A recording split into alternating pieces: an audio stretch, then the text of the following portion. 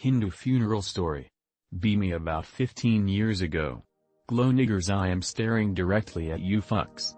Working with Pop at the body shop. My second job at a funeral home for extra money. Got to watch the old man LARP as a holy man to perform services, which was inspiring. We would do everything except mortician and funeral director duties. Buried a lot of people and did cremations. My first cremation, a little golden book, was a Hindu service. Pop says it'll be quick and easy. In spite of him never doing a Hindu service either. Act 1, the memorial service in the chapel goes smoothly. Act 2, we prepare to take the deceased into the oven room. This is always done by staff only. Record_scratch.wav. Old Hindu woman asks me if we have a microwave. No ma'am. Only an oven. I studied Bob Newhart for many years to maintain zero expression during moments like this. We need to melt ghee. Well, ghee whiz, I don't know WTF you are talking about, lady. I'm sorry, but we don't have a kitchen here. Pop and the other guy start moving the casket toward the back room. The entire funeral assembly proceeds to join us. Much to our disbelief and horror. There was a midget there, too. Act 3, everyone piles into the oven room. They start putting all kinds of stuff onto Grandma. Including butter. What the fuck is going on here? The midget becomes hysterical, throws herself onto Grandma's corpse. Pop looks at me and the other guy. Okay, we need to get this show on the road. Have to order half of them out of the room. The midget has to be pulled off to let go of Grandma. We then order all these retards to get the fuck out of the damn oven room. Fucking imbeciles turn a 3-minute job into a 30-minute Bollywood tragic comedy. Close the oven door and fire up the power pack 3.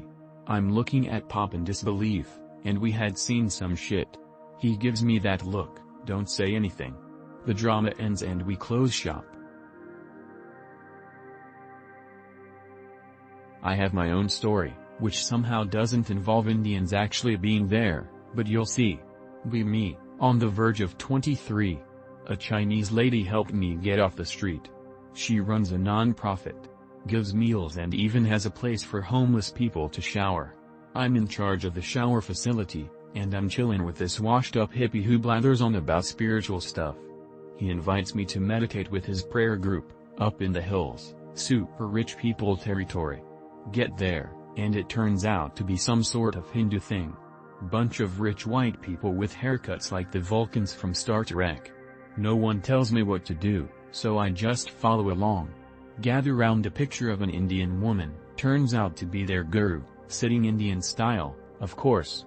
They pass a bowl of ashes around, and use their ring finger to dab it on their forehead, so I follow suit. They start chanting in Lovecraftian, with their eyes closed.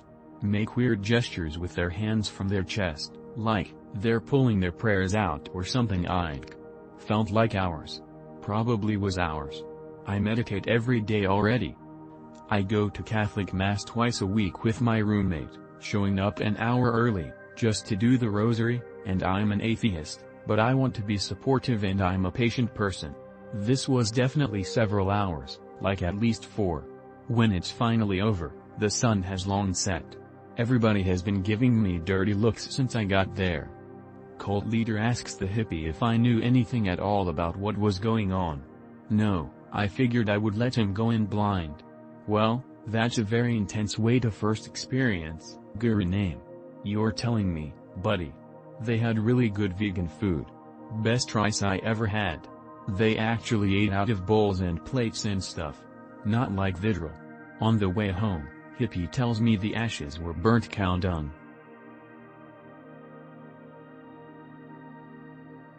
Well, I am not interpreting anything, but I have a dream that I would like to have interpreted.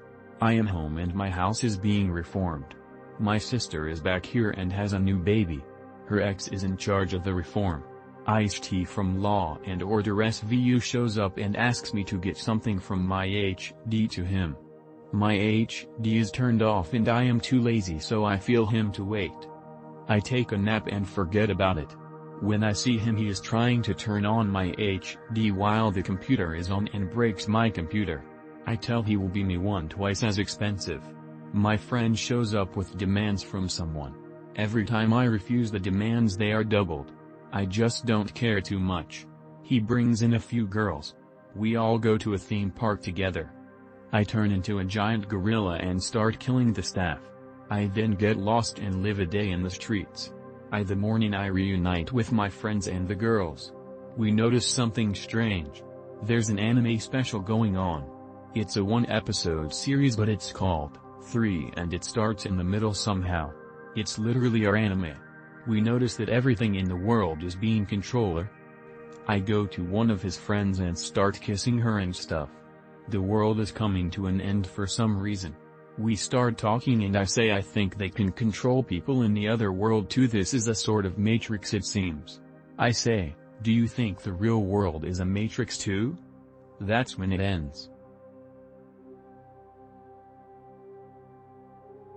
You don't have to believe me but this story is true.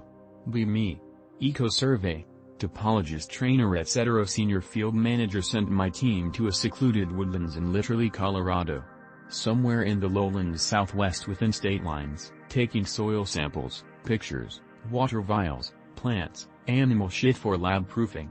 Notice human shit in the woods, start basically joking to Buddy about Bigfoot, woods are pretty healthy. We laugh and call it a day, go back to camp, hear hollering outside our camp for the night. Next morning, go back same direction of course to check out anything we missed. Surprise, there is a clearing in the middle of the woods. Military signs all around it, don't really worry about it as it's not even fenced. Remember the weird screams and human shit we found. Wooden cabins all arranged in a circle, see a chimp in lumberjack swag walk out of one and go into another, freaked out about it being a chimp but not sure. Go check the windows of the cabin and it's a chimp, it waves at me. Turn around and all the other chimps have surrounded us, it's a bunch of cabin chimps. One of them speaks English to me and says that it is a lab chimp and that it's trained to live in the woods and that its job is to use its chimps to keep the forest healthy. Tell them I saw them shitting the forest and it was very uncivilized of them. They look offended and tell me that they are trained to use toilets. You're right, who the fuck was it then? Bigfoot? Chimps suddenly don't know what to say.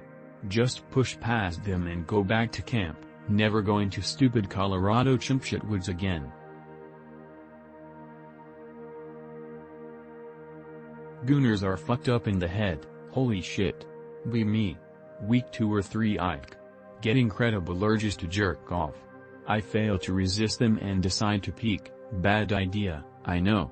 On my rampant and degenerate travesty I join a couple of random Discord servers where they share porn and shit. On most of them there are voice channels where people seem to stream porn. There are like 50 people in a single voice channel. Join in just for curiosity. 2 trannies streaming watching porn and licking each other's feet. One 40 years old looking like bald guy with a maid costume and cat ears headband jerking off. 6 other guys streaming random porn. From vanilla to degenerate shit. Other guys sharing random porn and erotic role-playing on the stream chat. All of this while there are other 4 to 5 guys jerking off and moaning like crazy into their mics. MFW. This shit instantly killed my boner and urges. I left the servers and went to sleep afterwards. Kick. So fucking unreal and bizarre. I knew gooners were fucked up, but not like this. Be me enlist in military. Be 5 feet 10 inches. Go to college 5 feet 10 inches. Driver's license 5 feet 10 inches. Get job, federal card 5 feet 10 inches. 10 years pass. I'm now 5 feet 11 inches and apparently all my records reflect this.